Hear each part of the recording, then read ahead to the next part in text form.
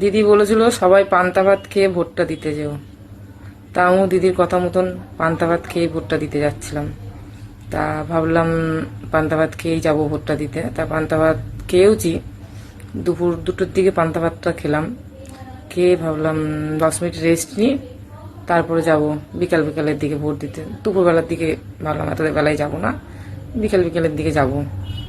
তা সেই রেস্ট নিতে গিয়ে যে আমি কি ভুল করলাম আমি নিজে যে এখন পস্তাচ্ছি। ওই রেস্ট নিতে গিয়ে আমি যে এখন এত বড় একটা ভুল করে ফেলেছি। এখন বাজে 6:45। আমি সেই রেস্ট নিয়ে এখন ঘুম থেকে উঠলাম, আমার ভোটটাও হলো না, ভোটটাও গেল আমার। কি দরকার ছিল আমার পান্তা ভাতটা খাওয়ার দিদির কথা মতন। তোমাদের যদি বিশ্বাস না হয়, এই দেখো আমি ভোট দিতে পারিনি, আমি সত্যি বলছি আমি ভোটটা দিতে পারিনি। আমার ভোটটা গেল, এবার কী হবে আমি নিজেও ভেবে পাচ্ছি না। দেখা যাক কি হয়।